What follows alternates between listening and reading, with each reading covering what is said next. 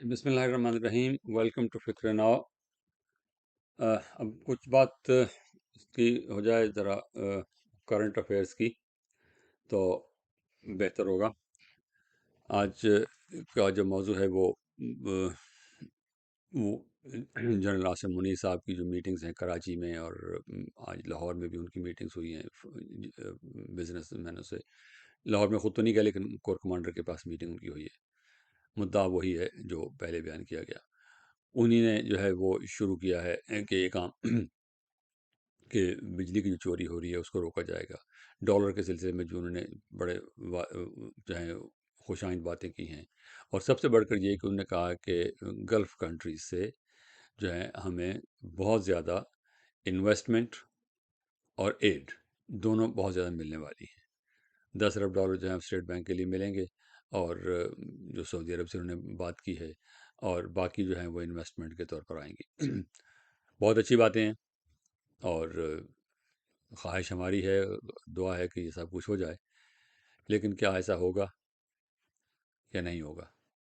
اور اگر ہوگا تو پھر یہ کیا لانگ ٹرم ہوگا یا کوئی عارضی کام ہوگا؟ یہ تو مسئلہ یہ ہے کہ ایک تو یہ کام فوج کے کرنے کا ہے نہیں۔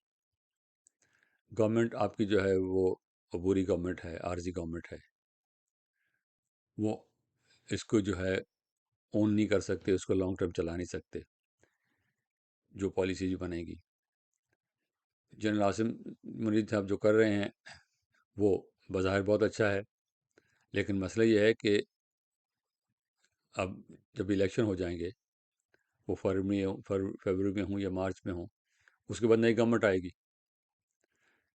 نئی گورنمنٹ کی کیا صورت ہوگی، اس کی کیا پرائرٹیز ہوں گی، ان کی کیا پالیسیز ہوگی، ان کا کیا مینیفیسٹو ہوگا، کیا وہ یہی مینیفیسٹو فالو کریں گے؟ اور یہ جو ایگریمنٹس آپ کریں گے، جو انویسٹمنٹس آئیں گی، ان کی ٹرمز اینڈ کنڈیشنز کیا ہوں گی؟ کیا وہ ان کو اون کریں گے؟ اگلی گورنمنٹ اس کو اون کرے گی؟ تو یہ ساری باتیں جو ہیں یہ سوچنے کی ہیں، کرنے کی ہیں کہ کس بنیاد پہ جو ہیں وہ آپ جو اسپیشل انویسٹمنٹ فیسیلیٹیشن کونسل بنائی ہے، وہ جو ہے ایک پرماننٹ باڈی ہے، ٹھیک ہے، اور وہ ون ونڈو آپریشن ہے، اور وہ اس لحاظ سے خوش آئند ہے، اور لیکن مسئلہ وہی ہے کہ جب تک پولیٹیکل لیڈرشپ جو ہے، جو بھی الیکشن کے بعد گورنمنٹ آئے گی، اس کی اونرشپ اس پہ ہونی چاہیے۔ لیکن اب سارے مسائل اگر آپ جو ہے اپنے طور پہ اس کو حل کر دیں، اور جو آنے والی گورنمنٹ اس کے ہاتھ پاؤں باندھ دیں کہ ایسا کرنا ہے، یہ کرنا ہے، اور ایسے کرنا ہے، اور یہ کوئی ایک دن کے لیے، 2 دن کے لیے، 1 سال کے نہیں، بلکہ اگلے 10 سال کے لیے آپ نے یہ کچھ کرنا ہے، تو پھر اس گورنمنٹ کا جو ہے وہ کوئی جواز نہیں بنتا، اس سے کرنے کے لیے کچھ اسپیس اس کے پاس نہیں ہے، وہ اپنے کی پالیسی انیشیٹ نہیں کر سکتی۔ تو اس لیے، اور اس وقت جو کچھ ہو رہا ہے، آپ کسی پولیٹیکل جو ہے اسٹیک ہولڈر اس کو انوالو نہیں کر رہے۔ اب آج جو ہوا ہے وہ ایک دم جب میٹنگز ہوئی ہیں تو ڈالر کی قیمت جو ہے وہ بہتر ہوئی ہے۔ ڈالر کی جو ہے وہ اسمگلنگ جو ہے وہ اس پہ قدغن لگا ہے۔ وہ جو بلیک مارکیٹ کرتے ہیں، جو ایکسچینج ایجنسیز ہیں، فورن ایکسچینج ایجنسیز جو ہیں، ان کے باہر لوگ آگے کھڑے ہو جاتے تھے، اور جو لوگ ڈالر خریدنے کے لیے آتے تھے یا بیچنے کے لیے آتے تھے، ان کو وہیں سے پکڑ کے لے جاتے تھے۔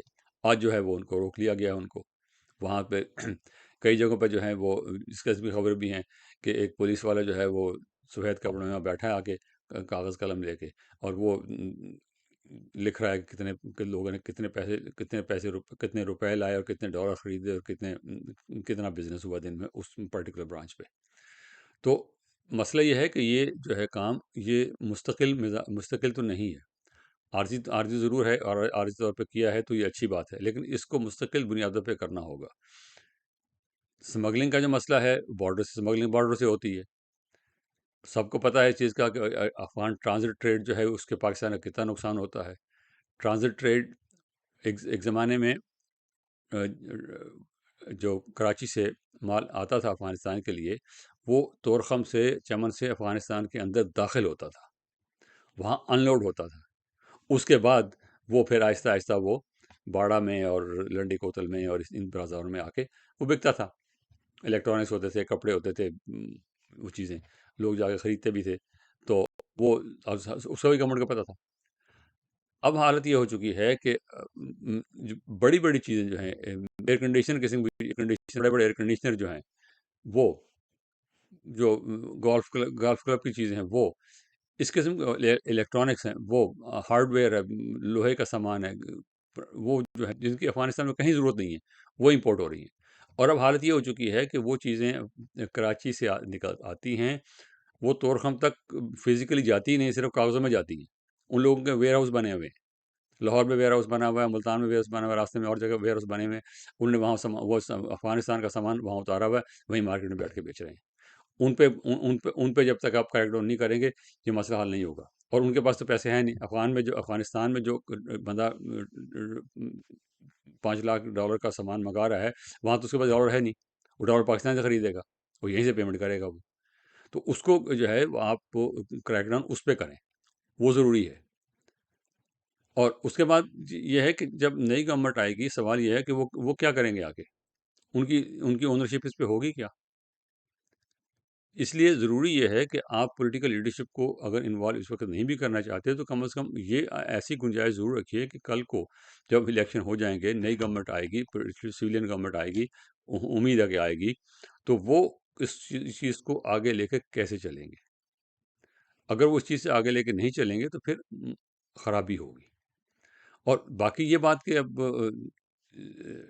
70 بلین اور 100 بلین آ جائیں گے، وہ 2 سال میں آ جائیں گے، 3 سال میں آئیں گے، کون جیتا ہے تیری زلف کے سر ہونے تک، وہ اب دیکھیں گے، آئیں گے نہیں آئیں گے تو کیسے آئیں گے، کن شرائط پہ آئیں گے، کن سیکٹرز میں آئیں گے، ایگریکلچر میں آئیں گے، انڈسٹری میں کہاں آئیں گے۔ آئل ریفائنری لگنی تھی 10 بلین کی، محمد بن سلمان وعدہ کر کے کہتے، اس کا کچھ نہیں ہوا۔ تو یہ وعدے بہت اچھے ہیں، لیکن ان پہ جو ہے اس کو باقاعدہ لانگ ٹرم پالیسی بنانا چاہیے، اور اس کو باقاعدہ اناؤنس کرنا چاہیے۔ صرف انڈور میٹنگز میں جو ہے یہ باتیں کرنا وہ مسئلے کا حل نہیں ہے، کیونکہ اب جو میٹنگز ہوئی ہیں اس کی طرف سے کوئی جو ڈیٹیلز ہیں وہ تو بزنس مین میں نے بتائی ہیں، اظہار فوج کی ان کے اپروول سے بتائی ہیں لوگوں کو، لیکن یہ کہ وہ ڈیٹیلز جو ہیں وہ آفیشیلی آنی چاہیے اور لوگوں کو پتہ ہونا چاہیے کہ وہ کیا ہو رہا ہے۔ بجلی چوری کا ہے، وہ بھی اب آئیڈینٹیفائی کیا ہوا ہے۔ تو اسٹیٹ کا جو ہے ریٹ آف دا اسٹیٹ جو ہے اس کو آپ انفورس کریں، اس کو مستقل طور پہ انفورس کرنا ہوگا آپ کو۔ ریٹ آف دا اسٹیٹ جو ہے وہ دن سے بدن کمزور ہوتی جا رہی ہے۔ اب آج ہی اس صاحب جو ہے وہ بریفنگ دے رہے تھے کہ 83% بجلی جو ہے وہ صرف مردان میں چوری ہو رہی ہے۔ 83% کے قریب جو ہے، جو وہاں جو فیڈر ہیں مردان کے کچھ علاقوں میں لگے ہوئے، وہاں سے 83% بجلی جو ہے اس کے ہمیں بل نہیں مل رہے، وہ بجلی چوری کر رہے ہیں یا بل ادا نہیں کر رہے ہیں۔ اسی طرح باقی علاقوں میں ہے۔ تو اس کو 500 ارب کا جو ہے وہ ہمیں نقصان صرف بجلی میں ہو رہا ہے۔ 600 ارب روپے کا سالانہ نقصان جو ہے ہمیں، وہ جو ہمارے بیمار انڈسٹریز رکھی ہوئی ہم نے، ان سے ہمیں ہو رہا ہے۔ 600 ارب وہ ہو گیا، 500 ارب یہ ہو گیا، اور باقی جو ہے آپ سبسڈیز دے رہے ہیں شوگر والوں کو، وہ آپ کاؤنٹ کر لیجئے۔ تو یہ انہی کو اگر آپ پلگ کر دیں، انہی کو اگر روک دیں تو ہمارا بہت بھلا ہو سکتا ہے۔ تو یہ لیکن اس کو آپ لانگ ٹرم کرنا ہوگا اور اس کو ریگولر کرنا ہوگا۔ اب جو وہ سٹے باز ہیں جنہوں نے ان چیزوں میں پیسے انویسٹ کیے ہیں، سونے میں اور ڈالروں میں، اور وہ جو ہے وہ بینک سے قرضہ لیتے ہیں، 50 کروڑ بینک سے قرضہ لیا، بازار سے جا کے جو ہے اس کے ڈالر خرید لیے، ڈالر خرید کر جب اس کو ڈالر مہنگا ہو گیا پھر بیچ دیے جا کے۔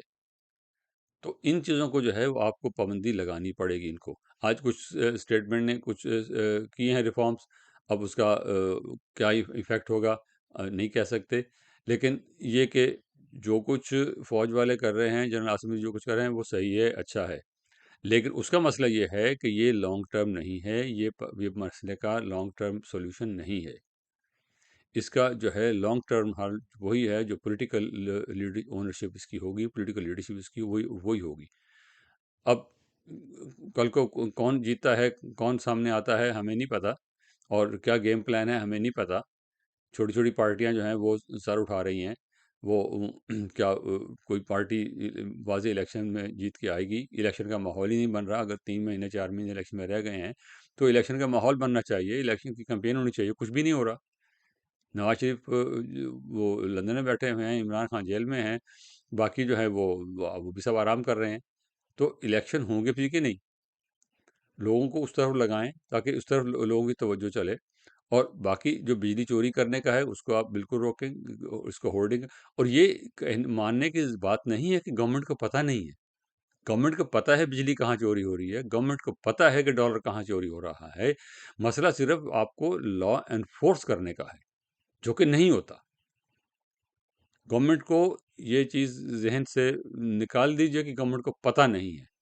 ہر گورنمنٹ کو پتہ ہوتا ہے. پاکستان کی گورنمنٹ جو ہے وہ کافی ڈیولپڈ، ایلیبوریٹ اور اسٹرانگ ہے جہاں تک ڈیٹا کا تعلق ہے، جہاں انفارمیشن کا تعلق ہے. مسئلہ یہ ہے کہ وہ انفارمیشن ان کے پاس ہوتی ہے لیکن اس پہ ایکشن نہیں لیا جا سکتا. کس وجہ سے؟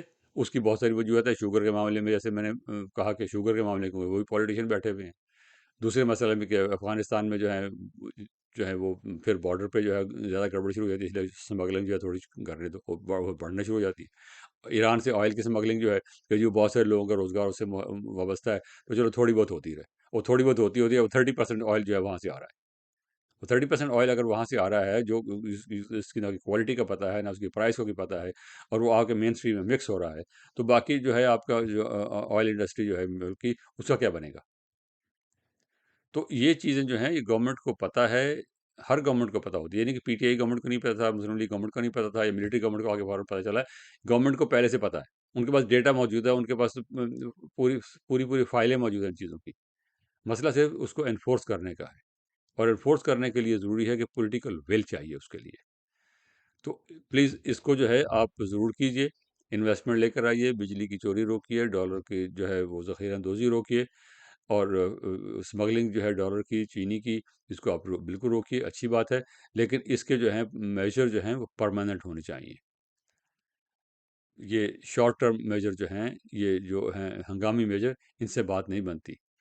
یہ جو ہیں وہ چند دن ہوگا، وہ رک جائیں گے، تھوڑے دن کے بعد پھر وہی لوگ جو ہیں وہ واپس آ جائیں گے، وہ لوگ وہی کچھ کریں گے. تو اس لیے ضروری ہے کہ اس پہ جو ہے لانگ ٹرم آپ کوئی میجر لیں، پھر بات بنے گی.